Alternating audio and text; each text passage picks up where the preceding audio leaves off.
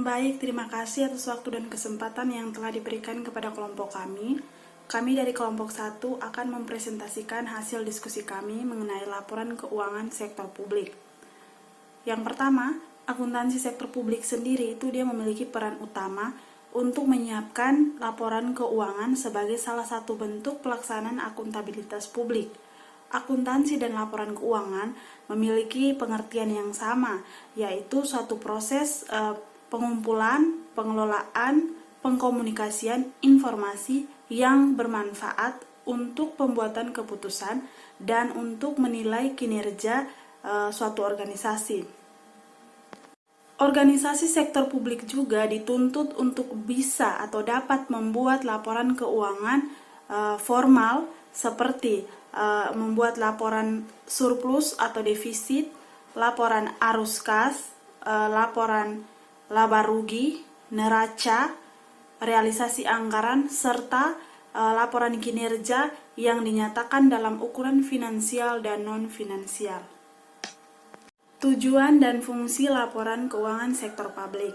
Secara umum, tujuan dan fungsi laporan keuangan sektor publik ini terdiri dari beberapa. Yang pertama, kepatuhan dan pengelolaan.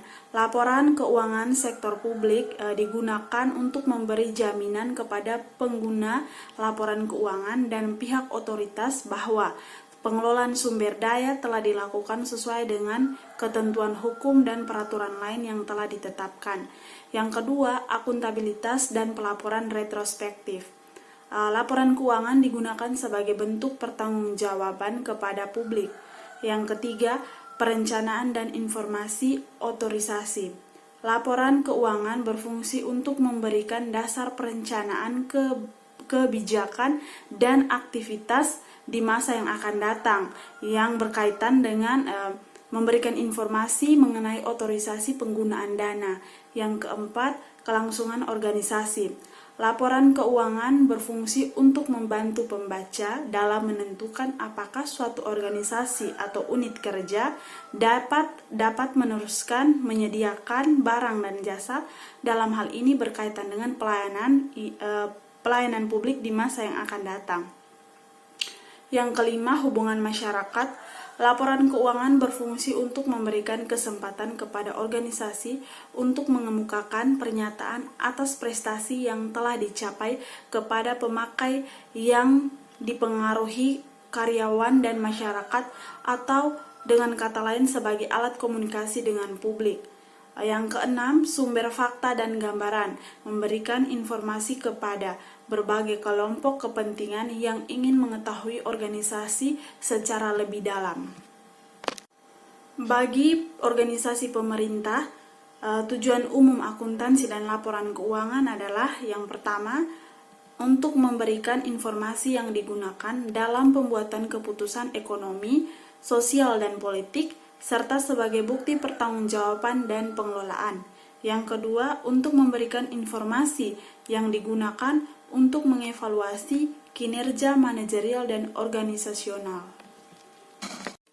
Secara rinci, tujuan akuntansi dan laporan keuangan organisasi pemerintahan terdiri dari beberapa. Yang pertama, memberikan informasi keuangan untuk menentukan dan memprediksi aliran kas, saldo, neraca, dan kebutuhan sumber daya finansial jangka pendek unit pemerintah. Yang kedua, memberikan informasi keuangan untuk menentukan dan memprediksi kondisi ekonomi suatu unit pemerintah dan perubahan-perubahan yang terjadi di dalamnya. Yang ketiga, memberikan informasi keuangan untuk memonitor kinerja, kesesuaiannya dengan peraturan perundang-undangan, kontrak yang telah disepakati, dan ketentuan lain yang telah disyaratkan. Yang keempat, memberikan informasi keuangan untuk perencanaan dan penganggaran, serta untuk memprediksi pengaruh akuisisi dan alokasi sumber daya terhadap pencapaian tujuan operasional.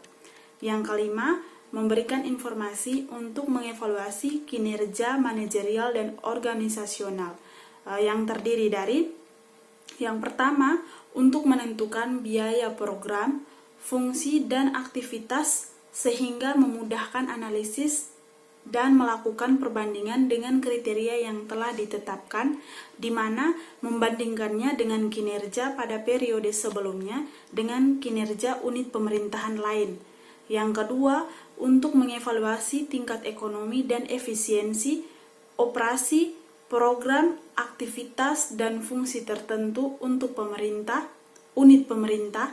Yang berikut, untuk mengevaluasi hasil suatu program, aktivitas, dan fungsi serta efektivitas terhadap pencapaian tujuan dan target. Dan yang terakhir, untuk mengevaluasi tingkat pemerataan dan keadilan. Perkenalkan, nama saya Antoni Sicilia Catherine Kumanunang. Di sini saya akan menjelaskan mengenai sumber daya finansial jangka pendek. Di sini, sumber daya finansial jangka pendek sangatlah penting bagi pemerintah untuk melakukan transaksi rutin. Sumber keuangan jangka pendek tidak dapat disediakan dengan segera. Oleh karena itu, penggunaan dana tersebut harus dibatasi. Contoh dari sumber daya finansial jangka pendek adalah kas, karena kas adalah contoh yang bisa siap digunakan. Pertama, kondisi ekonomi. Kondisi ekonomi suatu entitas mengacu pada seberapa bagus nilai ekonomi suatu entitas pada waktu tertentu. Di sini nilai ekonomi merupakan selisih antara sumber daya total yang digunakan oleh suatu entitas dengan total utang yang menjadi kewajibannya. Dua, ketentuan hukum, kontraktual, dan ketentuan lainnya. Di sini, dalam melakukan eksploitasi sumber daya dan penggunaannya, pemerintah harus selalu mengacu pada peraturan-peraturan hukum yang mengikat, contohnya pada peraturan perundang-undangan dan peraturan pemerintah. Yang ketiga, perencanaan dan penganggaran. Di sini, perencanaan dilihat sebagai informasi akuntansi yang diperlukan untuk melakukan perencanaan keuangan, menghitung biaya program, dan penganggaran. Sedangkan di sini penganggaran merupakan alat perencanaan sekaligus sebagai alat pengendalian pemerintah. Keempat, kinerja manajerial dan operasional. Di sini, kinerja pemerintah tidak dapat dinilai berdasarkan laba yang diperoleh, karena organisasi pemerintah bukan entitas bisnis yang mencari laba. Berikut saya akan menjelaskan mengenai tujuan pelaporan keuangan menurut Statement of Financial Accounting konsep nomor 4. Yang pertama, laporan keuangan non-bisnis hendaknya memberikan informasi yang bermanfaat bagi penyedia dan calon penyedia. Yang kedua, memberikan informasi yang untuk membantu para penyedia dan calon penyedia. Ketiga, memberikan informasi mengenai sumber daya ekonomi, kewajiban, dan kekayaan bersih organisasi. Keempat, memberikan informasi mengenai kinerja selama satu periode.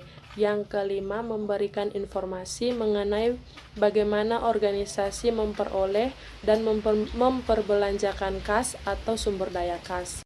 Keenam, memberikan penjelasan dan interpretasi untuk membantu para pemakai dalam memahami informasi keuangan yang diberikan. Baik, terima kasih. Saya sebagai pemateri ketiga akan memaparkan pemakaian laporan keuangan sektor publik dan kepentingannya.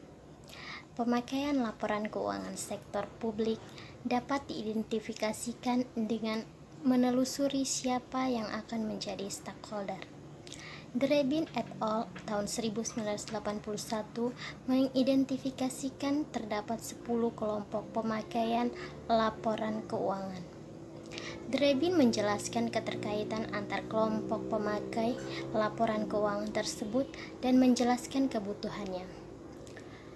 Ke-10 kelompok pemakai laporan keuangan tersebut yaitu yang pertama pembayar pajak, yang kedua pemberi dana bantuan, yang ketiga investor, yang keempat pengguna jasa, yang kelima karyawan atau pegawai, yang keenam investor, yang ketujuh dewan legislatif, yang kedelapan manajemen, yang kesembilan pemilih, dan yang ke-10 dewan pengawasan.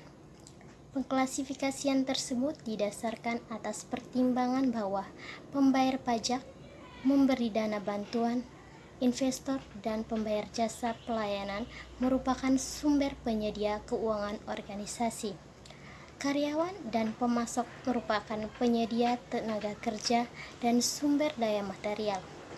Dewan Legislatif dan Manajemen membuat keputusan alokasi sumber daya dan aktivitas mereka semua diawasi oleh pemilih dan badan pengawas, termasuk level pemerintahan yang lebih tinggi.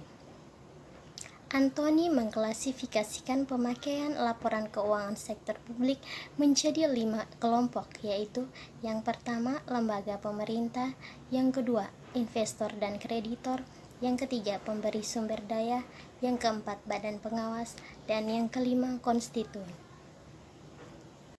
Pengklasifikasian pemakai laporan keuangan yang dilakukan Anthony adalah dengan mempertimbangkan semua organisasi non-bisnis, bukan untuk organisasi pemerintahan saja, sedangkan Drebin et al. Mengklasifikasikan pemakai laporan keuangan untuk sektor pemerintahan saja. Jika dibandingkan dengan analisis Drebin et al., Anthony memasukkan pembayaran pajak, pemilih, dan karyawan dalam satu kelompok yang ia sebut konstituen. Ia mengelompokkan pemberi dana bantuan dan pembayar jasa sebagai pemberi sumber daya, investor, dan kreditor dikelompokkan menjadi satu. Sementara itu, Hanley et al. Tahun 1992 mengklasifikasikan pengguna dan kreditor dikelompokkan menjadi satu. Sementara itu, Hanley et al. Tahun 1992 mengklasifikasikan penggunaan laporan keuangan sektor publik menjadi 12 kelompok, yaitu yang pertama, anggota terpilih, yang kedua, masyarakat sebagai pemilih dan atau pembayar pajak, yang ketiga, pelanggan atau klien, yang keempat, karyawan atau pegawai, yang kelima, pelanggan dan pemasok, yang keenam, pemerintah, yang ketujuh, pesaing, yang kedelapan, regulator, yang kesembilan, pemberi pinjaman, yang kesepuluh, donor dan sponsor, yang ke-11 investor atau partner bisnis, dan yang ke-12 kelompok penekan lainnya. Pengklasifikasian pemakaian laporan keuangan sektor publik menurut Borgonovi dan Anesi Pesina tahun 1997. Yang pertama, masyarakat pengguna jasa publik, yang kedua, masyarakat pembayar pajak, yang ketiga, perusahaan dan organisasi sosial ekonomi yang menggunakan pelayanan publik sebagai input atas aktivitas organisasi, yang keempat, bank dan masyarakat sebagai kreditor pemerintah, yang kelima, badan-badan internasional seperti Bank Dunia, IMF, ADB, dan PBB, yang keenam, investor asing dan country analysis, yang ketujuh, generasi yang akan datang, yang kedelapan, lembaga negara, yang kesembilan, kelompok politik, yang kesepuluh, manajer publik seperti gubernur, bupati, direktur BUMN atau BUMD, dan yang ke-11, pegawai pemerintah. Sekian dari saya akan memberikan kesempatan kepada Baik, yang berikut perbedaan laporan keuangan sektor publik dengan swasta. Laporan pemerintah berbeda dengan laporan keuangan pada sektor swasta. Perbedaan tersebut meliputi perbedaan jenis-jenis keuangan, elemen laporan keuangan, tujuan laporan keuangan, dan teknik akuntansi yang digunakan. Di samping memiliki beberapa karakteristik yang berbeda, kedua sektor juga memiliki persamaan, yaitu kedua-duanya membutuhkan standar akuntansi keuangan sebagai pedoman untuk membuat laporan keuangan. Laporan keuangan lembaga pemerintah tidak berfokus pada organisasi secara keseluruhan, akan tetapi berfokus pada unit kerja pemerintah sebagai bagian organisasi. Laporan keuangan pemerintah lebih berorientasi pada jangka panjang karena terkait dengan konsep politik dan kenegaraan. Pada sektor swasta, laporan keuangan perlu diaudit oleh auditor independen untuk memberikan jaminan kualitas bahwa laporan keuangan yang dibuat manajemen tersebut terbebas dari salah saji dan material yang telah disajikan sesuai prinsip akuntansi yang berterima umum. Penggunaan akuntansi akrual pada sektor swasta telah berjalan lama, sementara pada sektor publik sementara ini masih banyak yang menggunakan akuntansi kas. Akan tetapi dengan adanya reformasi sektor publik pada awal tahun 1980-an telah mendorong dilakukannya reformasi akuntansi sektor publik. Salah satunya adalah pergantian akuntansi kas menjadi akuntansi akrual. Laporan keuangan pemerintah yang buruk menimbulkan implikasi negatif, antara lain mengurangi kepercayaan masyarakat kepada pengelolaan dana publik, investor akan takut menanamkan modalnya, pemberi donor akan mengurangi atau memberhentikan bantuannya, kualitas keputusasaan menjadi buruk, laporan keuangan tidak dapat mencerminkan kinerja yang aktual. Yang berikut, luas pengungkapan atau disclosure yang diperlukan. Pemerintah diharapkan dapat memberikan informasi tambahan untuk hal-hal sebagai berikut. Yang pertama, fokus pengukuran dan dasar akuntansi yang digunakan untuk pembuatan laporan. Yang kedua, kebijakan menghapus atau menghentikan aktivasi internal unit kerja pada laporan aktivas, kebijakan kapitalis aktiva dan menaksir umum ekonomi aktiva tersebut untuk menentukan biaya depresiasinya, kebijakan pemerintah dalam menentukan pendapatan operasi dan non-operasi.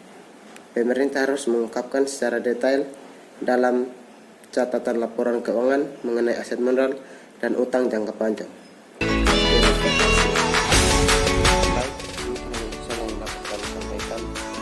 Sekian dan terima kasih.